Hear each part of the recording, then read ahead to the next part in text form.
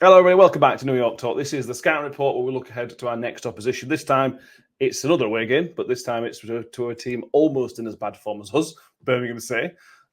We have friend of the show, Jon Merrill, join us. How are you doing, John? Very good. How are you two? Okay, we're in the middle of potential managerial excitement, so we're pretty positive at the minute, I think. Much more positive. Everybody watched our episode on Thursday. We were down in the dumps. This is a much different, more positive New York Talk today. Mick's with us for the Scout Report, as is rare. How are you doing, Mick? I just thought I'd show my face once in a while because I'm getting giddy as well, just like yourself. So, but I'm also obviously preparing to be let down. Yeah. Oh, yeah. Typical. Yeah. John, it's been a busy season for Birmingham, up and down already. Let's go back to the start of the season because I remember there was a massive amount of positivity. You finally got rid of those old owners. These Americans had come in and they just, it felt like from the outside, they brought this feel-good factor with them. It felt like from the outside, it looked like a really great place to be as a fan at the start of the season. Yes, yeah, very much so. Kind of still is. I won't lie. The last sort of 12 years, it was like a whole cloud had been lifted over the club. So yeah, I mean, we can't say a bad word about the new owners and everything they've done so far. We can question some decisions, which I'm sure we'll go on to. But on the whole, yeah, they've absolutely been fantastic. It's yeah, it's really quite strange to feel positive about the ownership and your direction of your club to a point, shall I say? Yes, absolutely. At the start of the season was obviously there was a feel-good factor. Did that play into the pitch? Because you started. I know we all expected them to have a decent season. Your summer business was very good. Was the start a bit better than expected? Yes and no, really. I think we got lucky in some of the earlier fixtures. I mean, we beat Leeds first home game. I mean, there was a huge feel-good factor because I think obviously Tom Brady, new owners, everyone was there, and it was kind of like, yeah, well, it'll be typical Blues to get thumped 4-0. But yeah, we beat Leeds 1-0. It was a a definite penalty, but I would argue we didn't really deserve to win that game. So we did pick up a few results early this season, which you could say the feel-good factor off the pitch maybe carried us through a little bit. But I thought it was a good start on paper, but performances-wise, you could see cracks to a point, but you knew it was early days. So yeah, and then came the change in management, which shocked the outside world. Outside in the EFL, you said there were cracks in it. Could you see a justification for the change in manager from Eustace, or was it wrong at the time? Yeah, I change my opinion on a daily basis. No, the honest answer is you could always tell that Eustace was a dead man walking. He was never their man. They're hugely ambitious, deep pockets. John Eustace is just not a name that rolls off the tongue when it comes to that sort of ownership. I mean, they want success, they want Premier League, they want everything. John Eustace, it just doesn't suit the narrative, does it? Those sort of managers never do survive.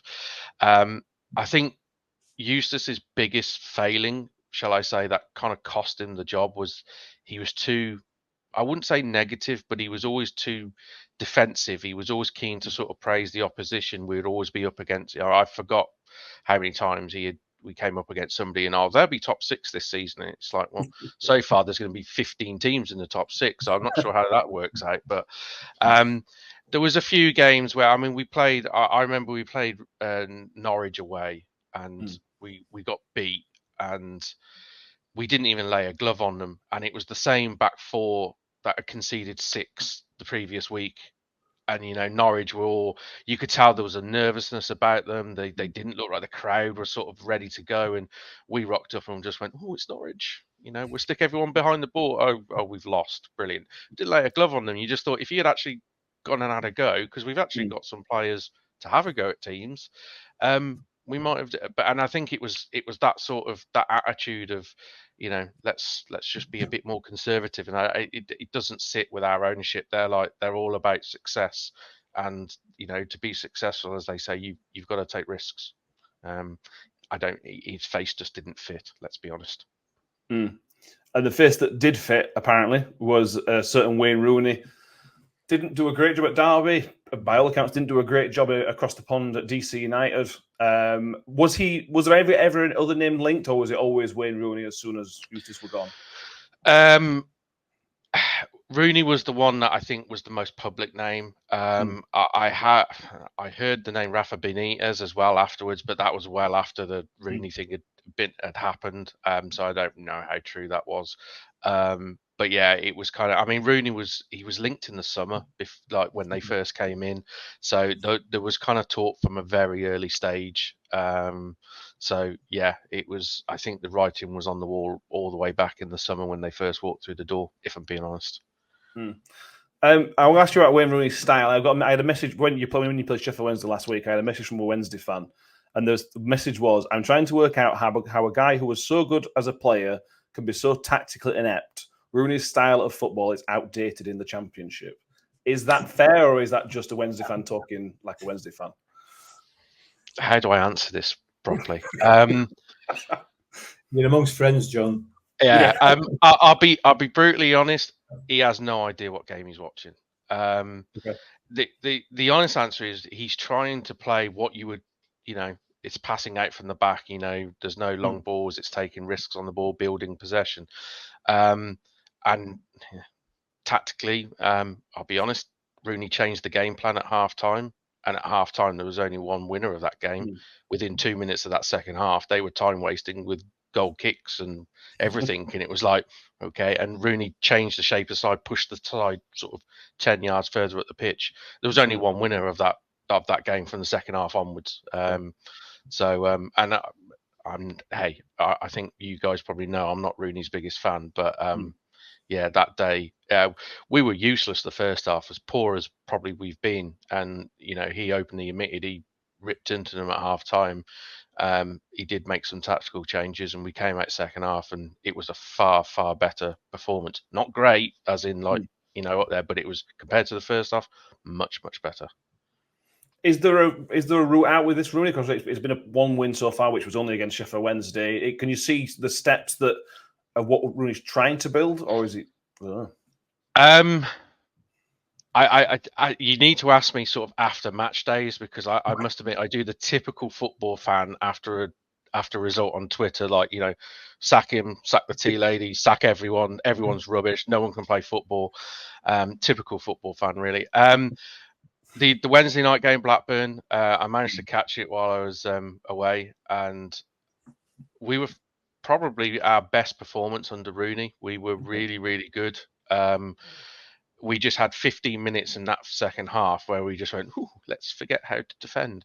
And we made some absolute ridiculous defensive errors. And 3-0 down, you weren't coming back from that. We tried, but overall, play-wise, it was some of the best football we played.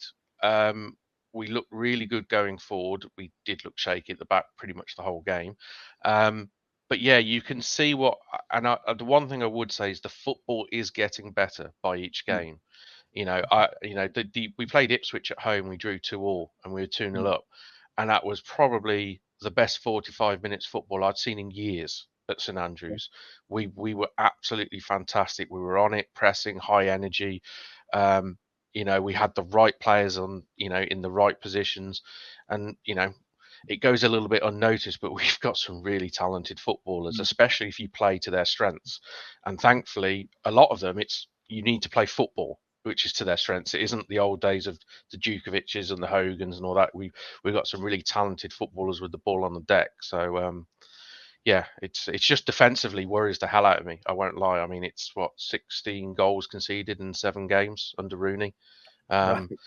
But you look at a lot of sides that go from this transition of going to this possession-based, attacking-based football, and no one seems to be able to get the attack-defend balance right. You always tend to see them sort of shipping loads of goals at the start, and then the ones that it works, they do tend to come good. So I'm fingers crossed it's going to come good. But the thing I find most frustrating with Rooney is after the game, I'm like, he's useless. And then I listen to his interviews, and you take the obvious things out of it. but he talks really well in interviews. It used to drive me balmy about Eustace. Eustace would like come out and say, "Oh, we played fantastic," and you'd be like, "No, we didn't. We were absolutely awful. The defense played really well." It's like, "No, we didn't. We shipped 3 goals and we couldn't defend for toffee." Whereas like Rooney will come out and say, "We were rubbish on the ball," or "We did that really well," or "The defense made mistake." He says it how it is. He's just honest, which is kind of unusual in this day and age as a football fan to hear your manager come out and be honest about the performance on the pitch. And the one thing is he doesn't see a different game to the fans. I don't think he comes out and actually, the areas we were good at, he is praising, and the players that have played well, he does praise, and the ones that don't play so well, he does openly say, yeah, they had a bad game. Yeah, they needed to do better. So it's kind of refreshing. So yeah, it's kind of flip side. It's like rubbish, brilliant. So yeah, fair enough. Tell me about some players, because I actually got some. Yeah, Birmingham have got some excellent players. Who attacking wise, who we were looking out for on Saturday? The obvious one is he scored 2 in midweek. Sariki Dembele. He was kind of pivotal under Eustace, and he didn't really start under Rooney to begin with, but he seems to have worked his way into the side. Dembele doesn't do anything defensively. He's all about with the ball and attacking. He's that difference maker of a player, which are so rare in this league, where he can just produce 2-3 moments of magic out of absolutely nothing. He can have 3-4 players around him, and he's got the pace and trick, and he's just gone. He's that good when he wants to be. We've obviously got still the likes of Bakuna, who frustrates the hell out of me, who's can beat 3 men and then hit it into row Z, and can trip over the ball 3 times and then hit one into the top corner. But he's still very good. Stansfield. Yes.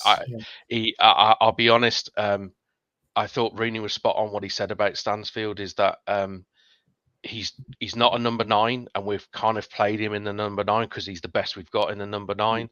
But he is most dangerous when he sort of has that free role or plays in the 10. Which the last couple of games, to be fair, we've played Ollie Burke is the front man, and Stansfield kind of plays off it. I mean, we've got ridiculous pace going forward. It's scary. I mean, Burke, don't get me wrong, is the quickest player I've seen on a football pitch, but doesn't know what to do when he's got the football at his feet. But he's quick by the time he gets there. So, but it's and we've got. I mean, we're still missing a few. Obviously, Tyler Roberts, who's played like 20 minutes and then kept the injury staff company for the rest of the season. George Hall, who's been a real shame. He's had a couple of hamstring injuries, and he was probably due to be back, I think, against Sheffield Wednesday. And then he felt a tight hamstring again, so we haven't seen him since. And he's probably one of the brightest young players we've had coming through. So it's a real shame his season hasn't really started at all. But we've got Jordan James, who's kind of been around the first team now for a couple of seasons, but Eustace never played him. Central midfielder, 19-year-old, but getting absolute rave reviews for Wales in international games. And it's kind of been funny because you've seen all the Welsh fans over social media going, "Oh, he's kept Modric in his back pocket. This guy's amazing. Why can't he get a game for Birmingham?" And it's like, well, every time he plays for us, he doesn't really do anything. But the last 2 games, and especially against Blackburn on Wednesday, he was magnificent. He played exactly like he does for Wales on Wednesday. He dominated the game from midfield, passed it around, had the composure on the ball. He was just everywhere, and some of the weight of passes he was putting through was just like that when you see that, you just think, yeah, you're a good footballer that's going places. So and he's been very keen to come out and stress that Rooney's been fantastic and in behind the scenes since he's been in there. So maybe Rooney coming in, we're going to see the best of him. So yeah, I'll be surprised if he doesn't start on Saturday. Sounds like we're playing at the wrong time, to be honest with you, from what you're saying, potentially. It's not very good going forward away from home against a team that's quite good going forward at home and elsewhere. So yeah. I checked the form tables home and away, because I mean, we're not in great overall form, but the one thing I would say is at home we do look strong. We're 6th in the home form table, and we've only lost once this season at home, which is against Hull, which was a dreadful performance. That, to be fair, that's when he really tried to get Kevin Long and Lukas Jukovic and people like that to try and play Barcelona/Manchester City football, which epically failed. But apart from that, we have been really, really strong at home. But again, you know, the last home game, yeah, we did beat Sheffield Wednesday, but it was not a convincing performance. So, you know, I'm not no way saying that, oh, yeah, you know, we're going to come out like Barcelona and that. I fully expect a really tight, nervy game from both sides. I think one of us does. What? As long as it's not 3-0 down inside half an hour, I'll be quite happy, probably. Yeah. Go on, Mick. Anthony, we'll get a prediction. Go on. I mean, after that comment, I've got nothing else that I can think of. But a tight game. Hey, it's Blues. We don't do anything easy. Come on. Yeah, fair enough. I mean, I was expecting the worst team in the league, Sheffield Wednesday. I was like, oh, you know, at least we might be able to win one game. You know, lo and behold, first half, free kick from like, you know, out of Mongolia hits the post, and then one guy who's the slowest midfielder on the pitch reacts better than anyone else in our team, taps it in, and you just think, only us, absolutely only us this happens to. And then we've done nothing all half, and then we go and score a worldie like just before half term. Only us can do that. It's, you know, it's Birmingham all over. Yeah. Go on, John. What's your prediction? What's Saturday playing out? I won't lie. I think your away form is a real problem, and I think your defence is a real problem. So I'm probably going to say 3-1 because we can't keep a clean sheet. So you're definitely getting one. But I'll be honest. I just think attacking wise, I just think will be far too much for your defence, sadly, for you guys, not for us, obviously. Agree. I've got 3-1 as well. I can't. We can't defend. But at the time we're recording, we don't have a manager, so that's where we are. If and when that changes, I may have changed my prediction. But anyway, Mick, anything else you want to finalise, John, before we wrap up? No. Can I get a prediction off Mick? Well, it's funny because which one are you going for now? Yeah. I can't remember what I said. What did I say to Blues Focus? Did I say 2-1 to Birmingham or 3-1? I think you said 2-1 to us to them, and then wasn't it last night or something? Yeah, you said it was 2-1 to you or something. Yeah, I'm just gonna go 2-1. Either way, cop out. Edging your bets, yeah. Yeah, man, yeah. getting splinters out your backside, yeah. Okay. You know what I mean, mate? I like it on this fence. Thank you all who have been watching tonight. Make sure you subscribe to the YouTube channel. Give this video a thumbs up. Thank you, John, for being with us tonight. Really appreciate it. Always a pleasure. And Mick, thank you. Yeah. See you all soon. Up the Millers.